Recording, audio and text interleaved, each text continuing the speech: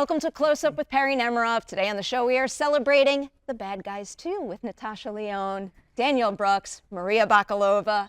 So happy to have the three of you on this show right now. Thank Thank you. So first order of business on this one is we do something called the essentials. They are rapid fire-ish questions about movie making and movie loving. And the first one I have for you today is, can you each tell me a piece of movie memorabilia that you own and cherish? Oh, movie memorabilia, not TV. I'll let you throw in some TV memorabilia because I have a feeling you got good stuff in that department. I stole a lot of stuff from Orange. You did? Orange is the New Black, like the signs that were in the prison. It's like inmates this way. So I have them hung in my house. Yeah, that's what I stole. I haven't stolen anything. Nothing. Yet.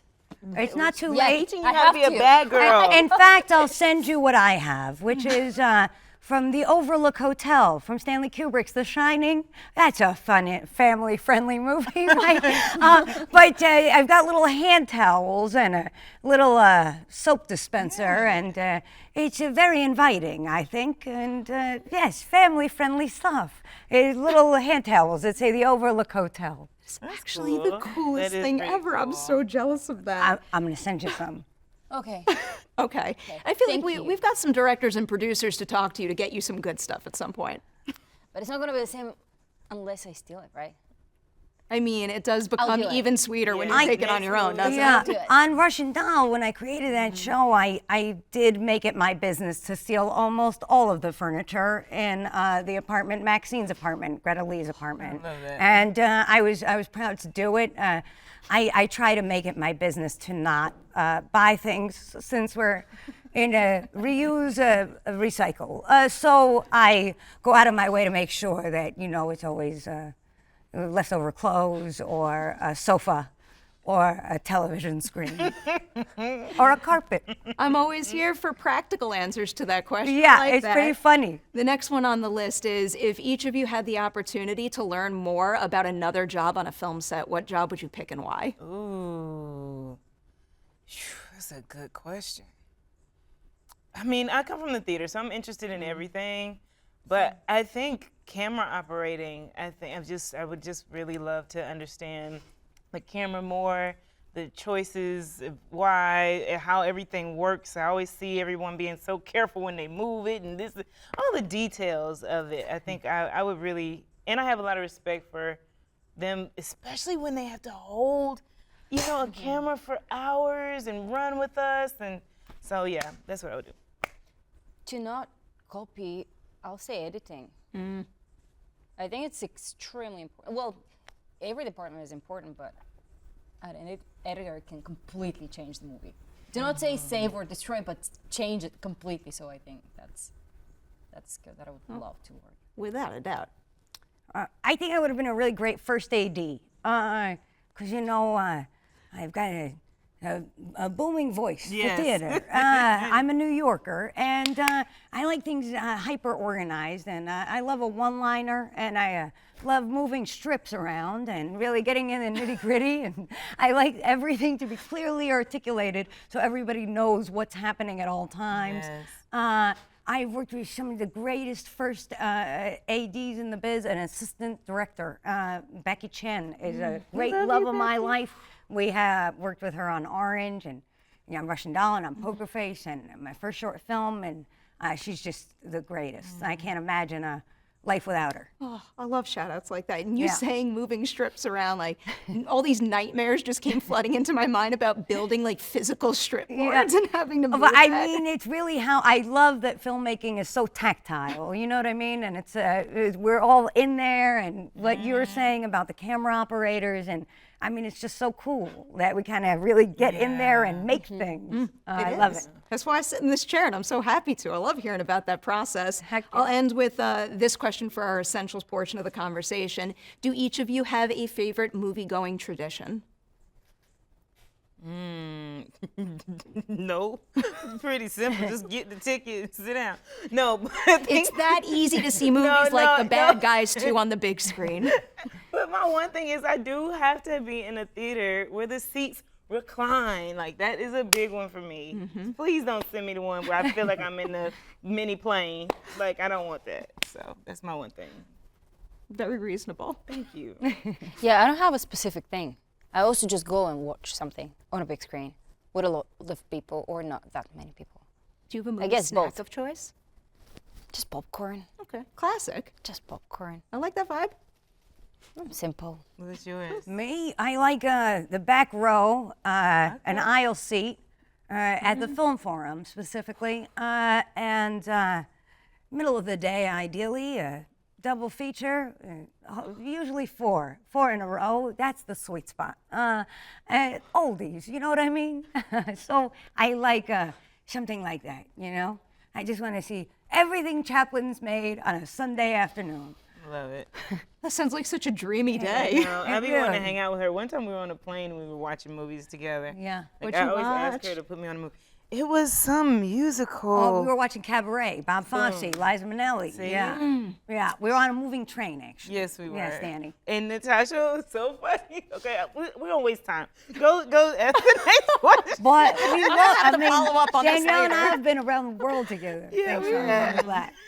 I love it. But nothing's as cool as Bad Guys too, I gotta say. For real, for real. No, we're seriously. gonna dig into the details there in a moment. But first, a couple of questions about your general journeys in this industry. Going back to the very, very beginning, do each of you remember the very first time you took a movie home with you? Like the time that a horror movie kept you up at night, when you had to have a movie toy, something like that. You gonna start with me on everything? A movie, you know what I love and I miss? Gremlins. Remember Gremlins? Oh, yes. The Gremlins. I remember. I didn't watch it, but Yeah. I do know what you're talking about. No. Yeah, Gremlins, they were great. They were great. They were great. They were really scary. They're still And, around. They got a yeah, great I animated think they might series be out coming there. back, and yeah, they were real cute. You know, what was the one, the cute one? with the Gizmo.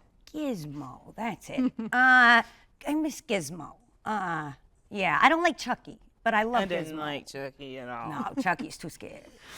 It gave me nightmares. There's a screen-sized Chucky doll sitting on the couch of my living room right now. Really? Yeah. I'm worried about you. I mean, that's understandable. This is coming from the lady with a Overlook Hotel hand towel. Honestly, I feel like those answers are on the same wavelength. Have it for the two of you. I mean, the only thing that, I just love this movie, and I don't care what anybody says. Go, I Danny. loved Cinderella, the Whitney Houston version with Brandy playing Cinderella, and Whoopi Goldberg was in it, and Natalie Desselle Reid. It was like everything to me. That's the one thing I remember, like watching and putting in the VHS, and just being like listening to it over and over and over again. In my own little corner, in my own little chair. That was my memory. I think that's an excellent answer. Just kidding, I'm not crying. She's a professional, so. Every day for 7 seasons on ours is like, Brandy. No, I'm just kidding. I did not. Maria, what you got for us? Don't know. I don't remember. It must have been either Titanic. I don't know, honestly. Or yesterday we were talking about Babe, the movie. Babe, yeah. Maybe this one That's because I've been essential. a child back then. Because I also caught the VHS things, and I was obsessed with that. Really, Yeah. I loved it.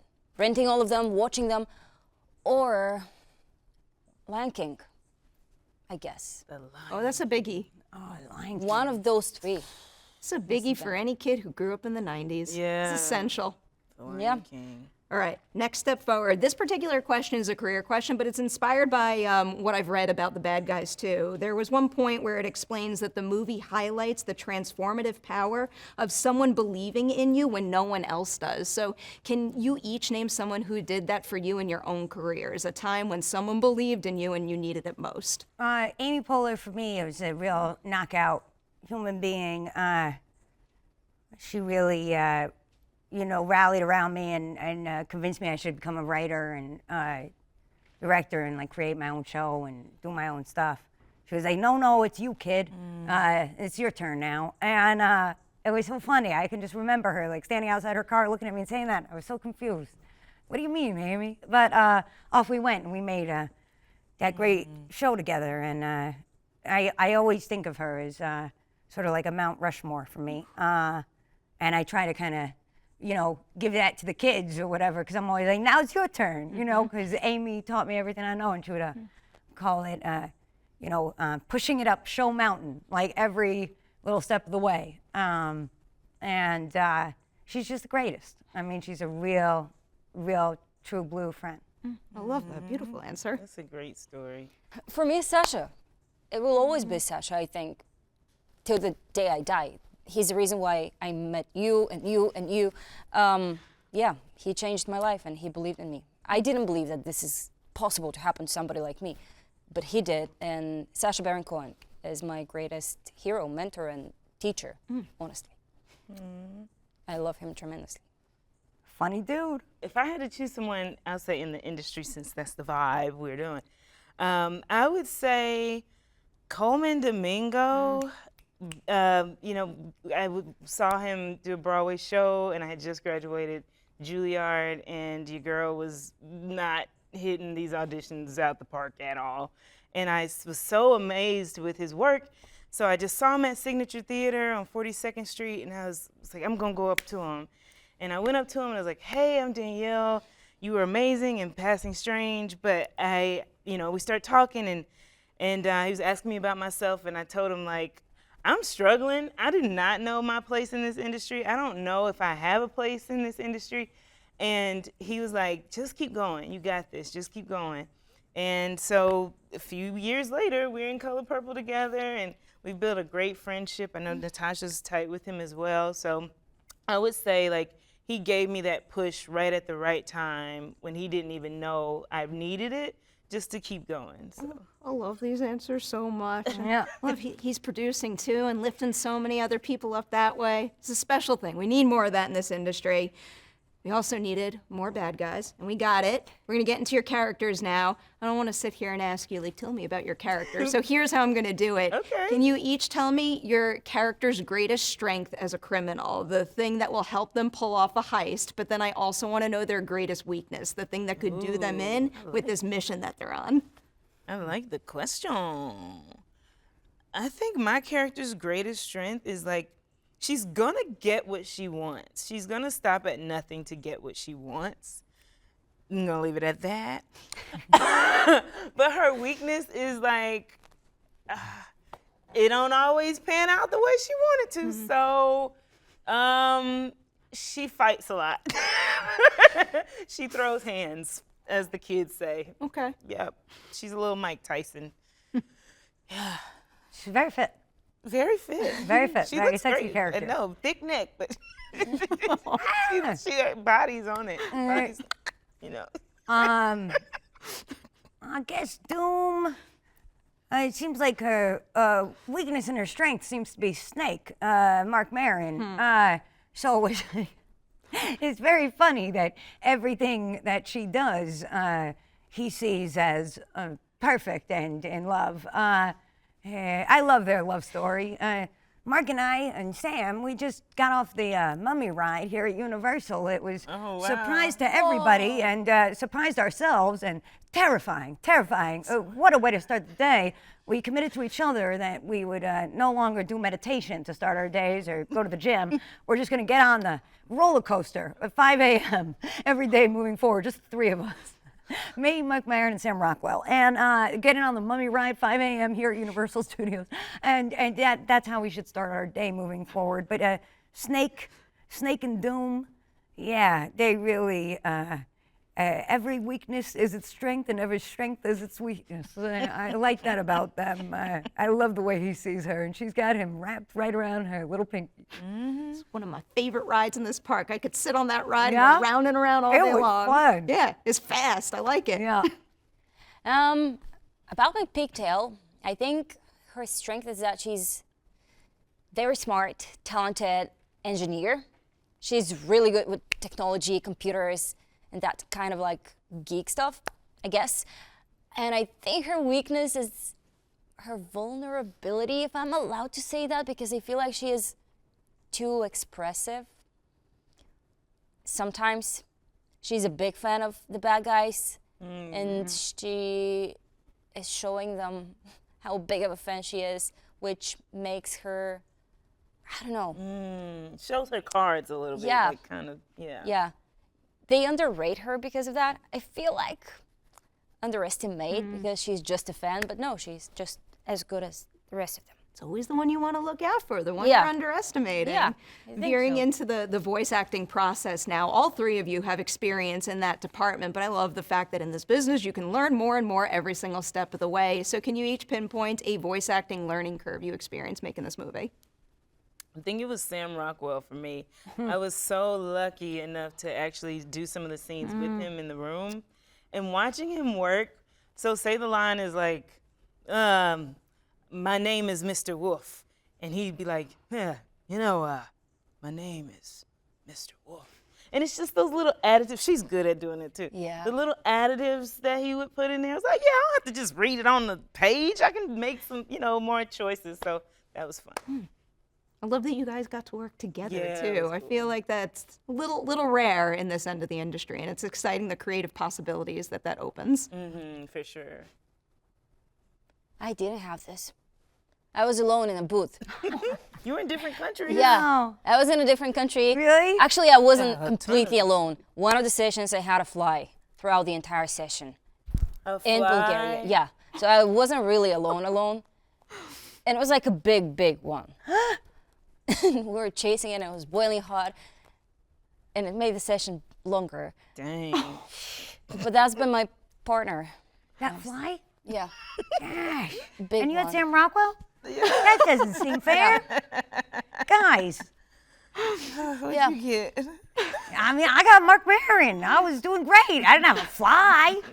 Did you get to work directly with him? Yeah, we got to do some scenes together, and they were really, really funny. I don't know how much of it really made it in, but just getting to have that experience of us talking to each other and just improvising a lot, and we got so silly, and we've known each other for a long time, and it was really, really fun. But I love seeing we all watched the movie together Yeah. the other night, and just us friends, and it was so special. Like, it's such a great movie, and then seeing those scenes, and then Danny and Sam, who have known forever from New York, and I they're real acting scenes, and they're just the scale of the space stuff and everything. It's you never get to see a movie like this extraordinary or that kind of scene work. Yeah. It's really, really fun. I love that from the performance perspective, and I can't wait to see the visuals too. That's one Yeah. thing that always made the first one stand out is It's like extraordinary. the texture and the beauty. It's really something else. Yeah, like the whole space sequence is one of the most gorgeous things I've ever seen in my life, just technically, and it's so alive, and everybody's so funny and just doing such great work. I really, really love this movie. Oh, I'm so excited to see. I got to wrap with you in a moment. I'm going to end with a sillier question. This might get a little weird, but I'm fascinated by voice acting efforts. Can you each tell me the effort that comes to you most naturally, but then also the effort that is toughest for you to nail? Oh my God. You said one the other day. I cannot purr, and I play kitty cat. And I was not gonna tell them that when they were like, "Do you want to do this?" I just can't imagine that's possible. Do it. What? Can you meow? I can't do a purr. Like, Can you meow? meow? Y'all can do meow. Meow. Is that what you mean? Danny, I don't understand. You're the greatest voice ever. What are you, Juilliard, Danielle? I tried for 4 freaking years. I tried and I couldn't do it. I can't. See? Hey, That Eartha was- Kitt, it's 101. No, I can't do it. That's the one fail for me. And luckily, they still hired me. Thank you, Universal. I appreciate you. Yeah, crazy. Danny, that just doesn't make any sense. I know. There's some kind Go of see the plot. movie though. It's You still definitely really see the good. Whether I can purr or I bet not. for the two of you, which one you got? Mine, I think is clumsy the right word when you're hitting different stuff by mistake? Yep. Yeah. Yeah. I am kind of clumsy in my real life, unfortunately. And I don't know that I make these sounds. It's a bit different to recreate it, but it's like, whoops. This awkward, which is like, it's kind of embarrassing, but it's like, you don't know, do you laugh? Do you like look weirdly? Yeah, like in this moment. Kind of like this. This is why I love asking this question. It is so awkward. I always am trying to push off to the end of the session. Like, a lot of screaming or yelling or running sounds. They really burn out your hate voice. it. Me too. And I'm raspy to begin with. I don't know if you've noticed. Not at all. But the efforts. I hate that. When they have that whole section. Oh. Yeah. And so like those big screams are always hard, but I love little sounds. Little sounds are so funny. Like what? You know, just like little like, oh, oops. Oh yeah, that's Sorry, I love mumbling. Yeah. Mumbling is one of my favorite things to do. the mumble. Yeah. I'm learning the mumble. Yeah, it's fun. Like Yeah. just those little sounds people make that the microphone picks up, and they're so subtle. It's things that make them feel real. Yeah. Fills out their worlds and makes them feel whole. I gotta let you go. I'm gonna say in advance a huge congratulations on The Bad Guys 2. I cannot wait to see it. To everybody out there, that is a wrap on Close Up with Perri Nemiroff. Make sure to see The Bad Guys 2 on the big screen beginning August 1st.